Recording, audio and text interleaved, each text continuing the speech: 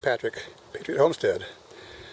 Not in Missouri yet, but I'm down here in Florida working on that enclosed trailer, cargo trailer. I got a bunch of it done.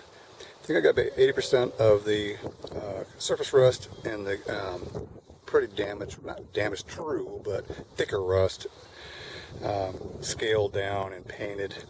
What I have left is to go under the undercarriage, sand it down, and then I'm going to roll it thick Rust-Oleum paint. Of course, when I do video, that's when people start coming over here and start driving. So, what I'm going to do today, hopefully, is I want to run the wires to the different locations for the trailer. I am also putting in a 7-pin junction box with cable to connect to my 7-pin on my truck, so I can enable me to have brakes, electric brakes, and also backup lights. So let me show you what I got.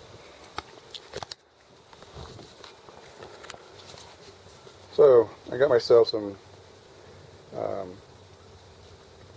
14 gauge stranded THH and 3 strand wire. That's going to be going back to for the tail lights and the running lights and the turn signals, since it doesn't pull much power. Then I've got myself some 10 gauge wire, which I'm going to use for the short little ground that goes from the junction box to the chassis frame. And then I'm going to bring 10 gauge back to the trailer wheels and the axles, so I can have electric brakes. So the axle is right here, and so I'll bring it over here to the other side, and then down to here, and then down the railing, inside the railing, to the junction box. So that's going to be a 10 gauge. And then I'm going to also have a 10 gauge coming from, I might change it to a 6 or 8 coming from the junction box into the trailer, so that I can have a 12-volt battery in there and charge it. Yes, I know about outgassing. Is it going to be create enough in this trailer? No. So I've been doing this for a long time. Since there's only it's really 2 batteries, golf cart batteries. Anyways,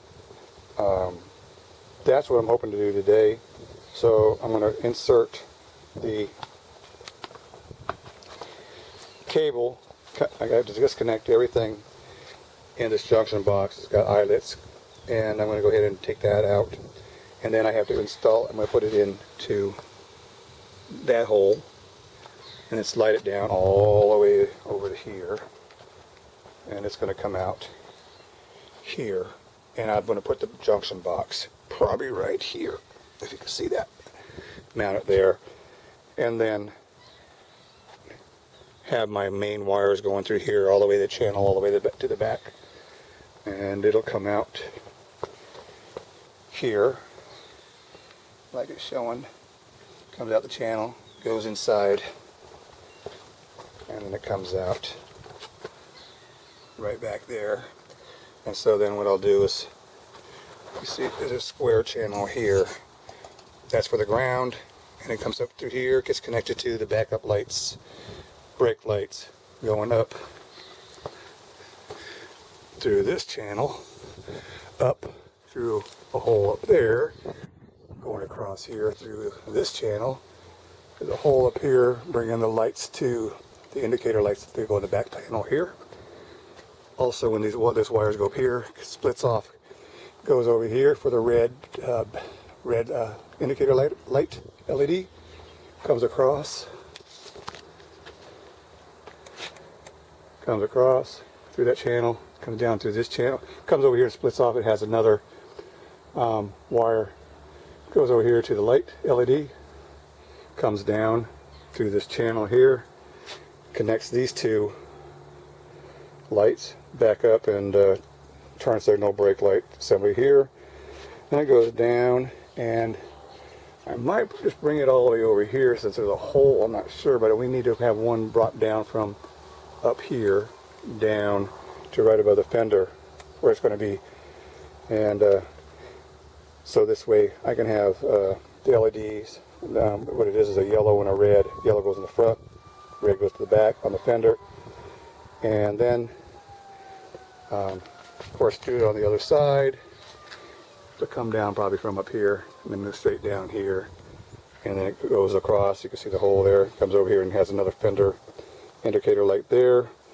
And then, I forgot to tell you that on the top, on the outside, there's going to be yellow light LED. Up on this side, yellow LED. Up here where the nose cap should be, but there's not going to be one. I had to fabricate something. Up there somewhere it has to be 3 yellow LEDs so that you can see the front of the trailer. And then of course down here, let's go back to the back of the trailer, down there, and down there I have to have reflectors so that in case someone drives perpendicular to you, they see the trailer there, because the lights are usually spaced in front and back. So this is my challenge for today. I've already got the lights in place. I sure hope they hold, because this one looks like it's going to pop out. But I gotta adjust it. But if you take a look, it looks good already. So we got the red on the top, the white for the bottom. Pros and cons: which one do you want to place?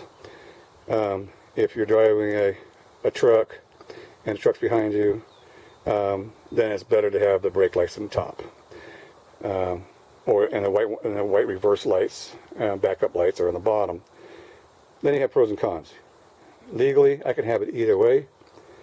If you look down here, this is where the license plate light is going to be. I have it sideways, and if I have the reverse lights up higher, then I have better, broader angle of dispersion of the light. I think I'm going to keep it this way, because eventually what I might do is just go to the very top and put myself a couple backup or auxiliary lights. If I really need to, I can do that. Inside, I want to have a light by the door so I can shine out. You turn it on in case something inside, or I want to take a nap in there, or camp, or boondock, whatever, I can. I also want to have another light switch on the inside and another light here, probably shining down here, so that if I need light for the hitch, I'll have light. I might even put it up there. That should be enough light. So this is what I'm doing today. We'll see what I can get done. I'm not going to place the lights now, because I can't place them until I put in the siding and the skin. When I do that, then I can go ahead and mount all the lights and use some caulking, and I'm going to go get some butyl tape from I think it's Home Depot or Lowe's, I can't remember, but it's not expensive at all, even though it's only a ½ inch wide. So I double it. Who cares? Seems like if you buy the butyl tape, which is 3/4 inch or an inch wide, it's more expensive online. Home Depot or Lowe's, wherever, it's like they're like 50 feet long, so I think it's like $5, so that's nothing. Anyway, so this is what I'm hoping to do today. Get it all wired up. I'm running those 2 lights back in the back, one down here. It's a temporary one.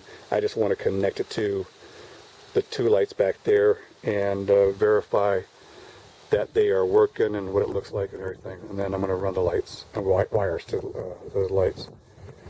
Well, wish me luck. This is Patrick, Patriot Homestead. I hope you're having a good day, and God bless. Let's talk to you later.